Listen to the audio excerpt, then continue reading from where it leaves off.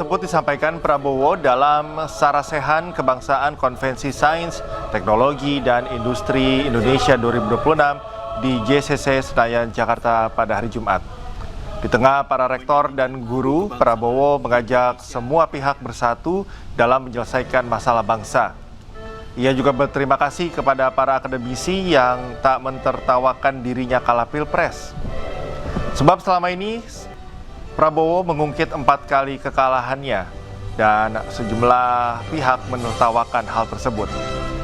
Pada kesempatan ini, Prabowo pun mengingatkan Indonesia sepakat untuk hidup sebagai negara di mana kedaulatan rakyat yang berkuasa. Sementara wujud dari kedaulatan tersebut adalah demokrasi yang menunjuk pemimpinnya melalui pemilihan. Wang Thai dan Kamboja. Bernegara, saya kira kita perlu untuk renungkan masalah bernegara. Saya kira saudara-saudara, ini adalah kata-kata pembukaan saya. Saya selalu berusaha dengan persuasi.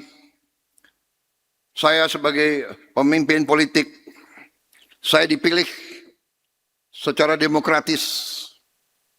Saya maju ke rakyat 5 kali minta mandat. 4 kali tidak diberi mandat. 4 kali saya kalah. Tapi saya tidak mengganggu pemimpin yang dapat mandat.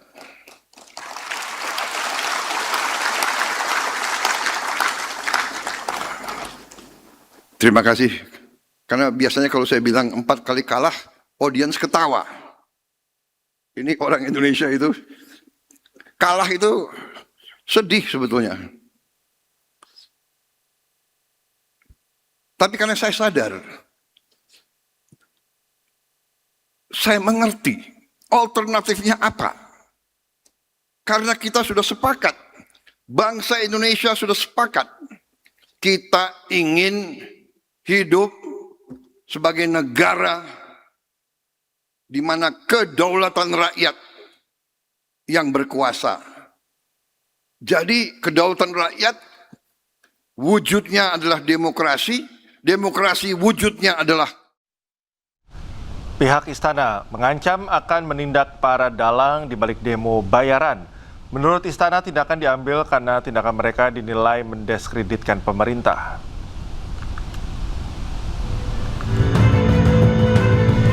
Kepala Staf Kepresidenan Jenderal Purnawirawan Dudung Abdurrahman mengungkap akan ada langkah hukum bagi dalang yang membiayai aksi demonstrasi yang tengah marak terjadi. Bukan sekedar ancaman, Dudung menyebut langkah hukum terpaksa diambil agar tidak ada pihak yang mencoba memancing di air keruh dengan mendiskreditkan pemerintah. Bisa benar adanya, ya tinggal kita memastikan langkah-langkah berikutnya secara hukum. Ya, sehingga ke depannya mudah-mudahan apapun informasi, apapun kegiatan-kegiatan yang kemudian mendiskreditkan pemerintah dengan motif apapun, ya marilah kita bangun bangsa ini dengan pemikiran yang secara komprehensif. Sebelumnya, Presiden Prabowo Subianto menyebut ada tangan-tangan kotor yang membiayai berbagai aksi unjuk rasa. Prabowo bahkan menegaskan jika ia tahu siapa sosok di balik penyuplai dana demo di berbagai daerah. Hati-hati loh, saya kasih peringatan mereka-mereka itu, saya tahu siapa yang bayar-bayar demo, gue tahu itu. Ditanya anak-anak demo nggak ngerti. Mau demo apa ya? Sejak 2 pekan terakhir, berbagai elemen masyarakat turun ke jalan untuk menyuarakan aspirasi mereka. Mereka menuntut pemerintah mengevaluasi berbagai kebijakan yang telah dibuat, dari kenaikan BBM hingga program makan bergizi gratis. Pemerintah pun telah membuka pintu untuk membuka ruang dialog dengan masyarakat. Tim Liputan iNews melaporkan. Presiden ke-7 Republik Indonesia Joko Widodo menggelar safari politiknya ke Kabupaten Tulang Bawang.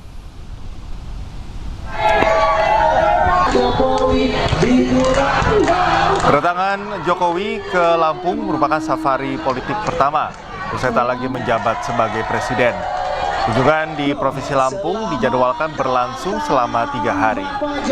Dalam pidatonya saat menghadiri acara Rakorda PSI, Jokowi mengajak relawan untuk memperkenalkan PSI kepada masyarakat luas. Usai menghadiri acara Rakorda, Jokowi melakukan pawai budaya di kawasan Jalan Etanol Unit 2 Tulang Bawang. Saya yakin menyarankan agar Bapak Ibu semuanya juga mengenalkan PSI itu kepada siapapun, kepada tokoh-tokoh agama, kepada tokoh-tokoh masyarakat, kepada tokoh-tokoh adat. Dikenalkan PSI itu ini loh. Karena dari survei nasional kita baru 7. Kita ke informasi lainnya pemirsa, Jatanras Polres Metro Tangerang Kota berhasil menangkap tersangka penganiayaan terhadap seorang caddy golf di kawasan golf Kota Tangerang. Tersangka berinisial FA ditangkap di rumahnya di Bandar Lampung dan kini sedang menjalani pemeriksaan intensif.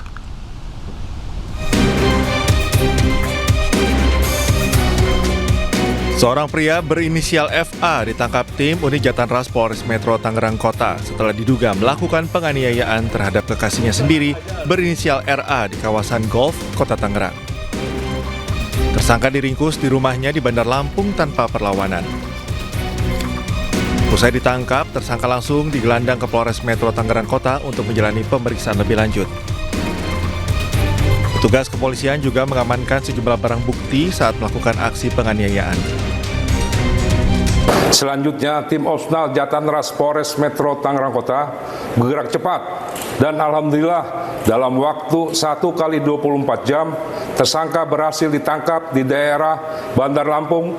Saat ini tersangka telah dibawa di Polres Metro Tangerang Kota untuk menjalani proses penyelidikan lebih lanjut. Hasil pemeriksaan sementara, tersangka bukan merupakan pejabat publik seperti yang beredar di media sosial, melainkan seorang wira swasta. Dari pemeriksaan awal, tersangka mengaku aksi kekerasan yang dilakukan dipicu rasa cemburu. Dirinya juga mengaku emosi karena sering mendapat makian dari korban. Dari Tangerang, Banten, Sukron, iNews melaporkan.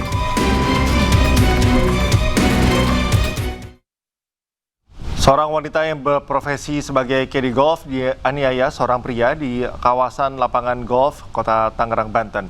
Akibat kejadian tersebut, korban menderita sejumlah luka di bagian kepala dan wajah hingga harus menjalani perawatan intensif di rumah sakit.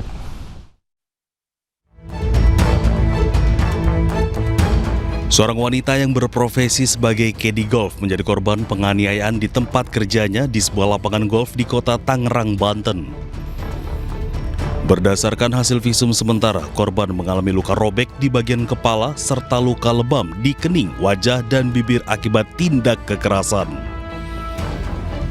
Hasil penyelidikan sementara menyebut dugaan penganiayaan dipicu oleh persoalan pribadi. Pelaku diduga merupakan kekasih korban dan meluapkan emosinya kepada korban karena cemburu. Meski demikian, polisi masih melakukan pendalaman untuk memastikan motif dan rangkaian kejadian. Untuk motif, pelaku saat ini masih dalam penyelidikan kepolisian. Untuk korban berinisial RA masih menjalani perawatan medis. Sementara itu, terduga pelaku berinisial FF masih dalam penyelidikan Satreskrim Polres Metro Tangerang Kota. Satreskrim Polres Metro Tangerang Kota masih mengumpulkan keterangan dan alat bukti guna mengungkap kasus tersebut. Dari Tangerang, Banten, Sukron, iNews melaporkan. Dipicu sengketa kepemilikan lahan dan bangunan villa, seorang ibu rumah tangga di Cijeruk, Bogor nekat menggembok area seluas 4,2 hektar. Aksi tersebut dilakukan karena ia mengklaim sebagai pemilik sah atas aset tersebut.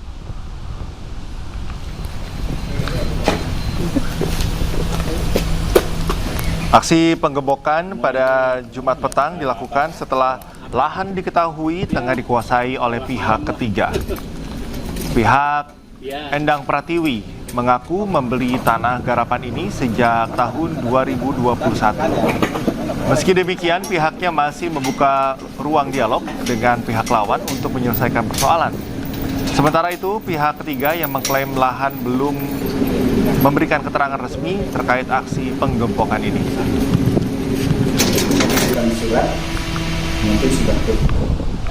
Tahu ini dimiliki oleh pihak ketiga, kedua itu saya dengan Pak Indro ya bingung karena tanah ini memang dibeli dengan uang lah. Ya itu ranah hukum lah, saya nggak ngerti apakah yang boleh memasang plang itu dari kejaksaan atau dari pengadilan atau dari individu, saya tidak paham. Biar mereka yang menilai dari pihak Alisano. Apakah di melanggar hukumnya Alisano lah, yang saya kan bukan orang hukum. Biar nanti orang Alisano yang menjawab. Mudah-mudahan segera datang. Polda Jawa Barat mengungkap jejak perbuatan sadis Taufik Hidayat, tersangka penganiayaan dan penyekapan gadis berinisial YTR di Bandung, Jawa Barat. Polisi memastikan akan menjerat Taufik Hidayat dengan pasal berlapis.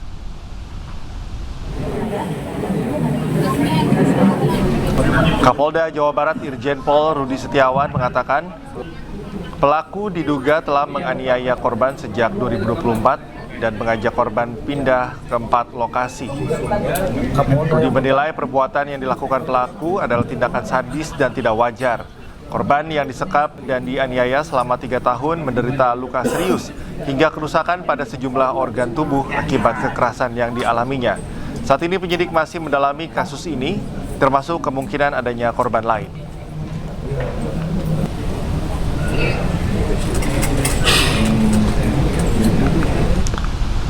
Tiga tahun menyekap dan menyiksa korbannya, Taufik Hidayat akhirnya muncul di hadapan publik di Mapolda Jawa Barat. Dengan kepala tertunduk, ia menyampaikan permohonan maaf, namun ditolak tegas oleh pihak keluarga.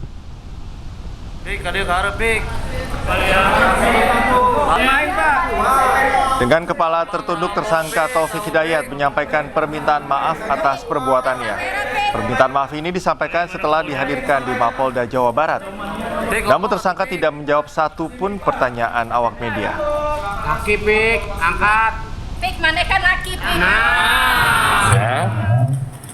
Semua saya lakukan, saya salah, saya menyesal, saya minta maaf. Sedangkan Isa udah video kayak gini, dia bilang minta maaf. Gak ada sih kata maaf. Saya tidak selama waktu saya tidak bisa maaf. Namun permintaan maaf itu langsung ditolak oleh pihak keluarga korban. Mereka menegaskan tidak ada kata maaf untuk pelaku yang menyebabkan YTR mengalami cacat seumur hidup. Bahkan keluarga meminta agar tersangka dijatuhi hukuman seberat-beratnya.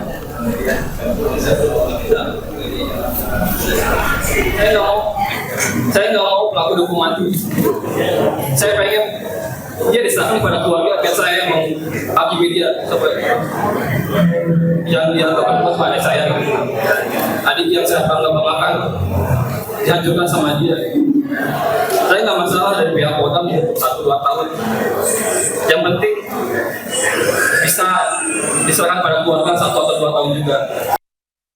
Bagi saya, permintaan maaf itu bukan hal yang bermanfaat saja. Karena permintaan maaf itu dilakukan setelah ditangkap. Dan tidak ada upaya sedikit pun bagi pelaku untuk bersikap sebagai manusia.